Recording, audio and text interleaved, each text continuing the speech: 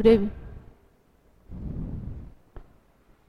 we are going to start new topic, interference. What is interference? So before knowing what is interference, we will see what is principle of superposition.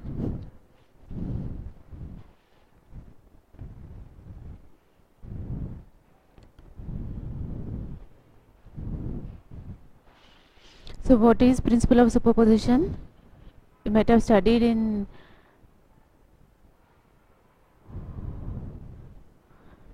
what is principle of superposition.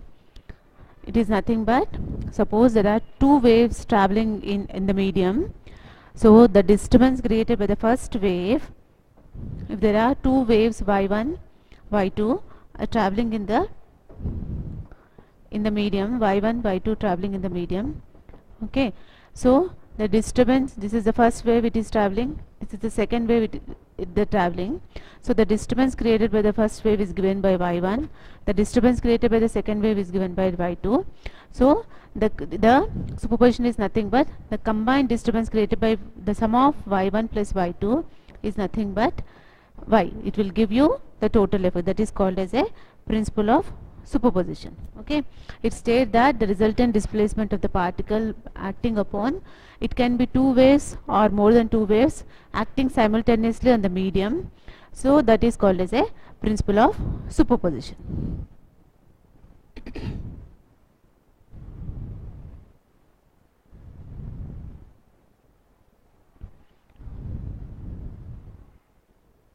So that is called as a principle of superposition. Suppose this is the first wave which is traveling.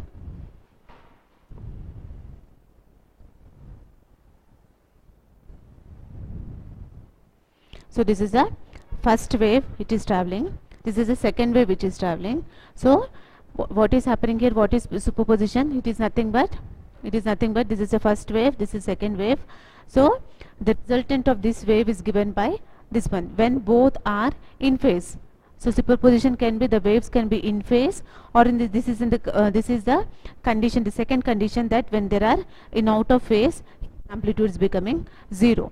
So interference will be, what is interference? Interference is based on the principle of superposition. If this is the first wave, this is the second wave, when both are in phase, this is the disturbance, this is the wavelength of the first wave, this is wavelength of the second wave. So the amplitude of this wave and this wave combinedly, the resultant wave y is equal to y1 plus y2 is given by this one. Okay, when the waves are in out of phase, we are getting, when wave out of phase, we are getting the amplitude, here it is becoming maximum, here it is becoming minimum. So based on this principle of superposition, where interference is taking place. So suppose this is what is happened. What is interference? Interference is nothing but when two waves are traveling, there is constructive interference will be taking place at one point and destructive interference will be taking place at another point. So this is called as a, this is nothing but interference of light. What is interference of light? When two waves are superimposing on each other, then what is happening here? At one point where amplitude, when both waves are in phase, we are getting a constructive interference. Constructive interference is taking place, and when two waves are in out of phase, destructive interference is taking place. So interference is based on the principle of superposition. Okay, so for example, we can see the two waves. This is the first wave, this is second wave, this is first wave, and these two, this is the green one is the one wave and this is another wave. Okay, so what is happening here? Here, when, because the blue and green are, the blue and green are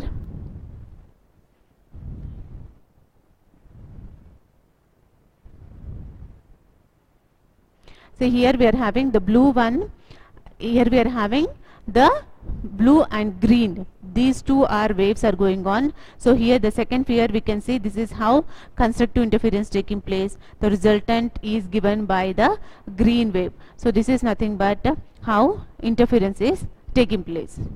Okay, so what is interference? Interference is nothing but it is based on principle of superposition. So what is principle of superposition? When two waves are traveling in the medium, so the disturbance created by the first wave are y1, disturbance created by second wave is y2. So the summation of the two waves is, it will give you resultant of the two waves. When the waves are traveling in same direction, it will be nothing but we will get this kind of a, the amplitude will be increased. If it is traveling in out of phase, the amplitude will become 0. So based on the principle of superposition, we are getting constructive interference will be taking place and destructive interference will be taking place. So interference is nothing but it is based on superposition of the waves. It is based on superposition of the waves, where the modification of distribution of intensity in the superposition is called interference. At one wave where amplitude is becoming maximum, it is called as a constructive interference. When amplitude is becoming, the difference of the two amplitudes will give you the destructive interference. Because what we are talking about light.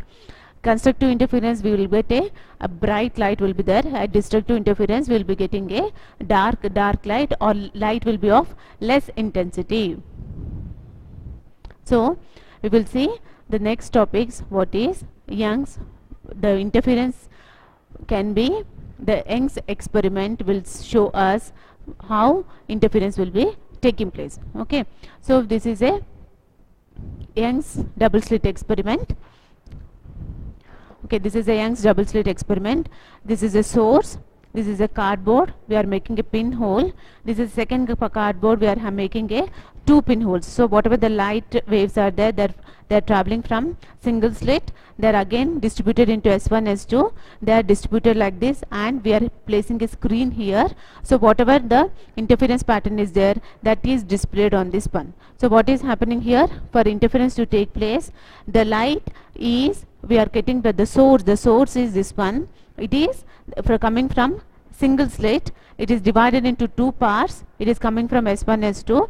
Overlapping is taking place. We are placing a screen here. Here on the screen we can see this green one is the bright fringe. This is the dark fringe. That means constructive interference is taking place at the points of yellow color. This will show us the constructive interference, where we can see bright light. This will show us the destructive interference, where we are getting a darker lines. So alternatively dark and bright fringes we can see using this Young's double slit experiment.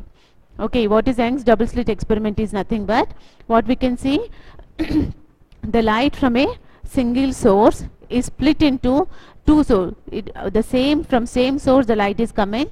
It is split into S1, S2. Okay, and so the waves from S1 are traveling like this. The waves from S2 are traveling like this. They are traveling certain distance, and on the screen interference pattern is taking place. See here we can see the how interference is taking place at this point, and here the waves are in phase with each other, where we are getting maximum intensity. Here we are getting a minimum intensity we are getting at this point. So alternatively dark and bright fringes we can see when we place a screen at this point.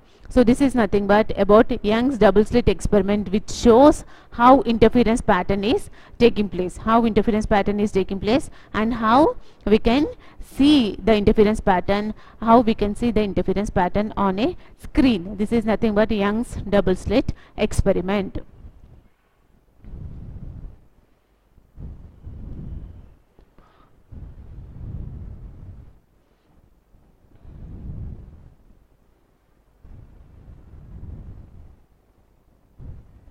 So next topic is coherent sources. What is meant by coherent sources means, see, this is nothing but the waves which are coming are in phase with each other, or they are having a phase difference, same phase difference is there.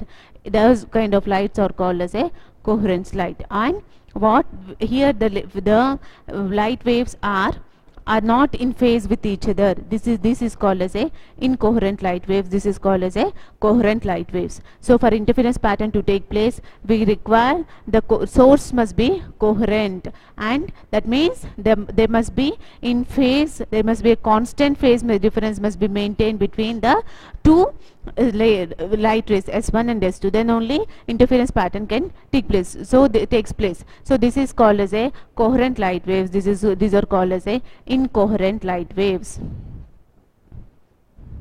Okay, example of this is nothing but incoherent light waves. This from sunlight, the light will be coming out, all the colors will be there in the sunlight, they will be in this pattern. Okay, so one more example of coherent light is we are having a here from a LED light, whatever the light rays are coming, like they are like this, they are incoherent, and the laser light where the light waves are coming like this, these are all in phase with each other. So this is a incoherent light, this is also incoherent light, and this is a coherent light. That means they are in phase with each other, or constant phase difference is maintained throughout this line from here to here. Whatever the time is there, whatever the time they are in phase with each other, they are not in phase with each other. So this is example of a coherent source and incoherent source. Okay, for interference pattern to take place, there are two conditions. One is a spatial coherence must be there and temporal coherence must be there. So the difference between spatial coherence and temporal coherence is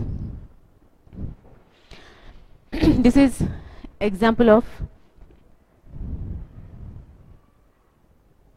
so this is example of a incoherent light. From a normal bulb, whatever the light rays are coming, they are like distributed like this, though this is nothing but incoherent light. That means one on one wavelength, another wavelength is, the distance is not maintained, the phase is not maintained here, so this is called as a incoherent line.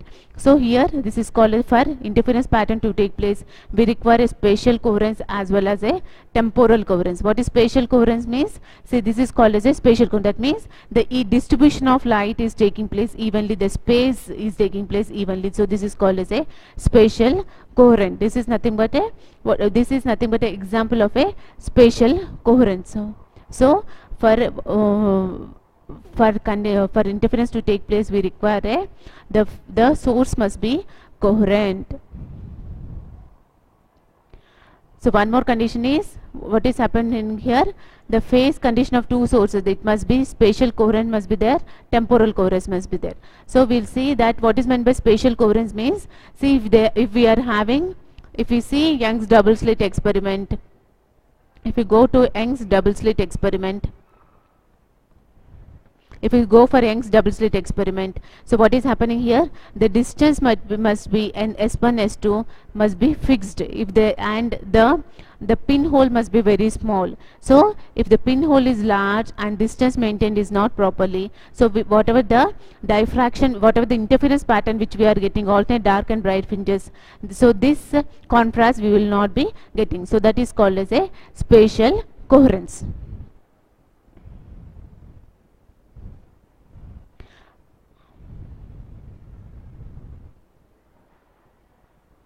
So for spatial coherence, what is happening here, the pinhole opening S1 S2 must be the same and distance must be maintained. If the phase difference of any fixed point, it should not vary with time, then it will exhibit spatial coherence.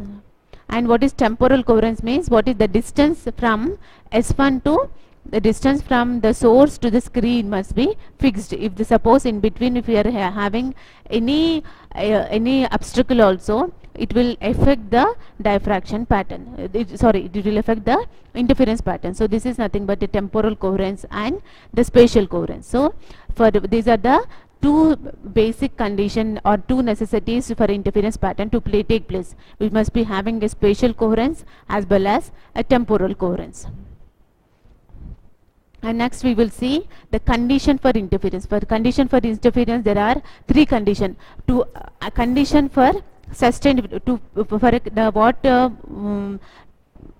condition for sustained interference, condition for observation, and condition for good contrast. For sustained interference, we require temporal coherence as well as spatial coherence. And for observation of the fringes, what we require, the distance maintained between with the screen, where the screen is placed, the background must be dark and the distance D must be large, then only we'll get the nice fringes. And good contrast, to maintain the good contrast, the sources must be the S1 and S2, the amplitude of S1 S2 must be equal or nearly equal. So these are the conditions for interference, these are the first conditions for interference.